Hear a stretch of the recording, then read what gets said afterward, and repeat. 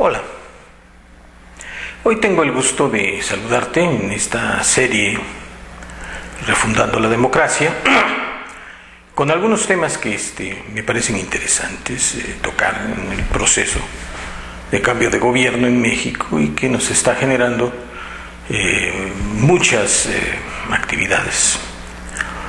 Una de ellas sin duda va a ser la reforma al sector de telecomunicaciones.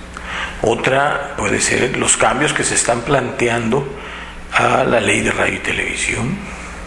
Otra sin duda pues es el proceso que se está viviendo en el sector educativo también, precedido de una reforma, y que todavía vamos a ir a una reforma de ley después de la constitucional que se realizó. Hay otra transformación interesante, otro cambio interesante en el marco normativo, que fue la ley de amparo, que se encuentra en el Senado, pero que plantea ahí un concepto de, digamos, control del Estado en forma permanente de los bienes, propiedad de la nación. Creo que la gama está interesante dentro de este esquema que plantea el presidente de la República y que tiene que ver con el Pacto por México, donde convergen fuerzas políticas de relevancia. Todavía no entramos a la parte donde supuestamente puede haber diferencias, ¿no? Las decisiones que ha tomado el Ejecutivo Federal han sido aceptadas en la práctica por las diferentes fuerzas, y me refiero a las fuerzas de oposición, ¿no? De mayor importancia, no tanto el Verde o el PANAL o los otros partidos que están más apegados a el movimiento de la izquierda, sino principalmente a las tres fuerzas, digamos, primordiales: el PRD, Partido de la Revolución Democrática, el Partido de Revolución Institucional, que es el partido del presidente, y el Partido de Acción Nacional. Están convergiendo, están coincidiendo, pero todavía nos encontramos en la etapa del diseño, aunque ya hay algunos resultados de trascendencia. Repito, el del trabajo, la reforma del trabajo, la reforma educativa, son interesantes.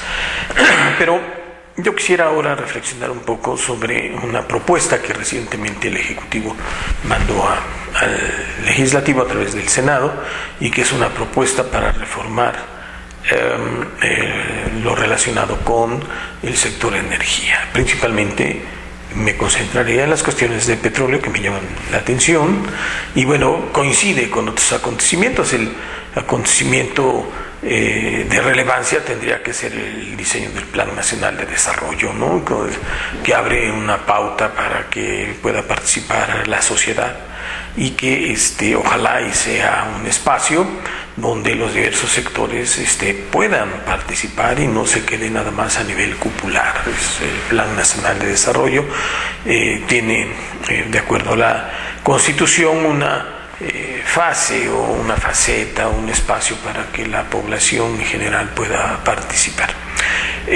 Ojalá y se haga ordenadamente, y que sea el propio gobierno quien convoque a las distintas fuerzas académicas de investigación, y no solo a las fuerzas políticas, porque pues son finalmente cúpulas las que están decidiendo el destino del país, ¿no?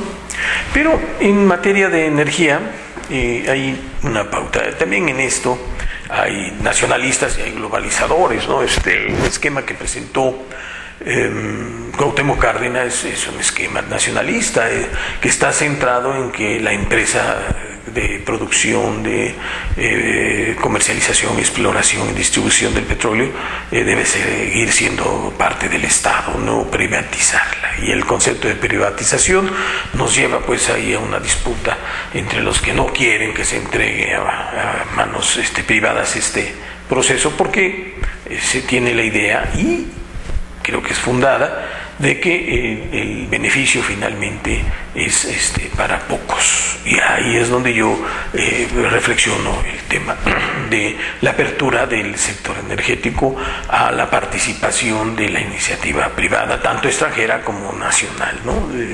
Hay un proceso aquí donde el presidente, el Ejecutivo, ha planteado que su proyecto es abrirse hacia el exterior, entrar a la globalización como un proyecto que presenta mejores alternativas alternativas de desarrollo que cualquier otro en donde participe o intervenga más el Estado en los procesos económicos. Digamos que este es un poco, en síntesis, el planteamiento ideológico, ¿no?, del actual gobierno. Bien, pero aquí tenemos un tema interesante. ¿Cuál es la cuestión? La cuestión es quién se queda con qué. ¿Quién se queda con el dinero del petróleo, con el rendimiento del petróleo? En los anteriores gobiernos se ha dicho, ha habido grandes rendimientos de petróleo y finalmente no se sabe en dónde está ese dinero, cómo se distribuyó, dónde se distribuyó. Sí tenemos presupuestos públicos, pero cómo se expresa en la realidad de las clases medias, de los estudiantes, de los trabajadores de la educación, de los profesores de educación media, de educación superior, de los investigadores que están sujetos a limitantes verdaderamente penosas, como es el caso de los maestros de asignatura de la Universidad Nacional, que el Estado no les puede dar sus plazas de tiempo completo, ¿no? Y es penoso lo que les paga el presupuesto público por estar dando clases, pero en fin, así es, esa es la realidad y eso es lo que hay que cuestionar para poder valorar si realmente el rendimiento de una empresa tan importante como es la que produce, distribuye, comercializa, explora en materia de petróleo, no puede dar rendimientos para esta población. Y me refiero no solo a la población más pobre, ¿no?, aquella que tiene carencias enormes, o la que es objeto del programa que recién lanzó también el presidente de combate al hambre, o le llaman de apoyo alimentario, pero finalmente son aquellos que no tienen que comer diariamente. Eso es interesante, importante. Pero también es importante la otra fase, la otra fracción, la otra facción, el otro segmento de población social, que son las clases medias, y que son las que cuestionan, que son las que están más preparadas y que están cuestionando que finalmente el eje de la movilidad política de quienes dirigen los destinos del país a lo mejor no tienen esa calidad categórica del nivel intelectual que deben de tener. Pero bueno, aún así debe haber dirección en los presupuestos públicos. Y bueno, dentro de los presupuestos públicos, dentro del presupuesto público federal, la mayor parte de los ingresos que se utilizan para este presupuesto provienen del petróleo, provienen de este proceso de producción, exploración, distribución y comercialización. ¿Dónde está el tema? ¿Dónde van a ser y cómo se van a decir y cómo se van a establecer los procedimientos para hacer distribución de la riqueza? ¿Cuánto le van a dar a las universidades públicas? ¿Cómo vamos a evitar esta fragmentación que está sucediendo entre universidades públicas y universidades privadas? ¿Cómo vamos a hacer para que eleven su nivel de vida a estas personas que están en las clases medias? Esto es interesante.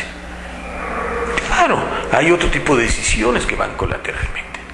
Pero así como hay una posibilidad de que el nacionalismo pueda de alguna manera condicionar el proceso de apertura, también hay flexiones. ¿Dónde están los nexos entre nacionalistas y globalizadores? Entre aquellos que quieren entrar al mercado global y abrir todas las puertas para que entren los capitales extranjeros, para que entren los capitales nacionales, pero también para que se extraigan riquezas. Vemos la lucha que existe en Bolivia, de alguna manera en Venezuela, por recuperar la explotación de sus recursos petroleros, de gas. Ahora, bueno, nosotros, ¿qué queremos? Queremos que exploten los de afuera, sí, pero que también existan beneficios concretos. Y yo creo que ahí es donde hay que plantear el tema de la reforma energética. Está bien, hay que abrirlo, es una estructura que hay que plantearla en términos de esquemas de negocios, sí, pero la distribución.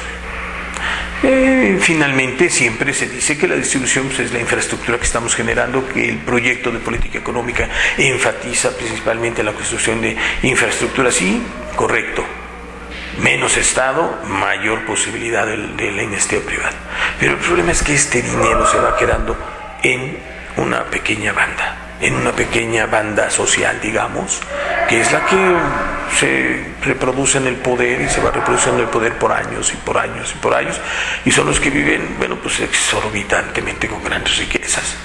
Eso no está mal, pero ¿qué tanto les corresponde asumir y qué tanto les corresponde adquirir como parte de esta distribución de la riqueza. ¿Qué tanto pueden liberar de esa gran concentración de riqueza que tienen estos grupos que nos dicen que no llegan al 10% de la población? ¿Y qué tanto pueden liberar para otros actores importantes, relevantes, de capacidad intelectual, que están estudiando en las universidades y que no encuentran alternativas, que tienen que vivir al día, casi al día, y con la angustia de estar buscando 10.000 cosas para sobrevivir? ¿Qué tanto van a liberar estos sectores de la riqueza acumulada y sumada constantemente por la explotación de los recursos de la nación? ¿Qué tanto liberarán a estos sectores? Yo diría que esta es la síntesis más relevante que yo observo para la apertura del sector energético. Es decir, ¿quién gana y qué gana? Muchas gracias.